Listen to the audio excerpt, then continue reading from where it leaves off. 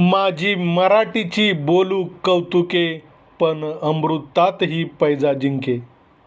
आता विश्वात्मके देवे येणे वागेज्ञे तोषावे. ज्ञानेश्वर माऊली म्हणतात की मराठी म्हणजे शब्दांचा यज्ञ आणि त्या यज्ञाने परमेश्वर प्रसन्न व्हावा ही त्यांची नम्र प्रार्थना.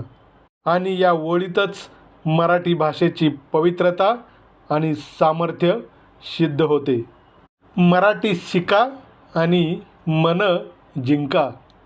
मीटर खाली झाला, रस्ता सुरू झाला आणि संवाद मात्र अडखळला. कुठे जायचं आहे तो विचारतो, मी उत्तर देतो, पण भाषेचा पूल तुटतो. आणि मग प्रश्न उभा राहतो, इथे राहून इथे काम करून मराठी न येणं योग्य आहे का?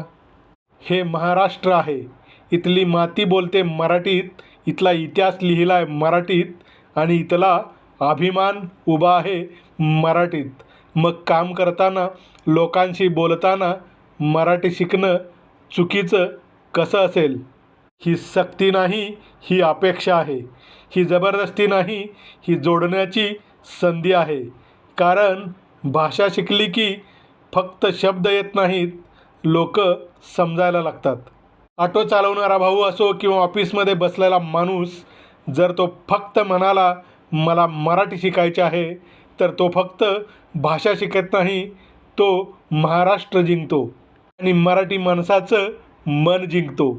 मराठी बोलणं म्हणजे फक्त वाक्य तयार करणं नाही, ते आहे धन्यवाद म्हणताना आपलेपणा, कुठं जायचं आहे म्हणताना आदर आणि भाऊ म्हणताना नातं. हो, प्रत्येकाला सगळं लगेच येणार नाही, पण प्रयत्न तो तर करता येतो ना. 2 शब्द जरी शिकले तरी अंतर कमी होईल. म्हणून सांगतो, जो इथे राहतो, जो इथे कमवतो, त्यांनी मराठी शिकली तर तो परका राहत नाही, तो आपला बनतो. मराठी ही भिंत नाही, ती एक दार आहे आणि ते दार उघडण्यासाठी फक्त आणि फक्त एक प्रयत्न पुरेसा आहे. आणि म्हणूनच एकच गोष्ट, मराठी शिका, कारण ती फक्त भाषा नाही, ती महाराष्ट्राची ओळख आहे. जिथे मराठी बोलली जाते तिथे संस्कृती जिवंत राहते. माझी मराठी, माझा श्वास, माझा विश्वास. मराठी बोलणे म्हणजे कमीपणा नाही, तर महाराष्ट्राचा गर्व आहे.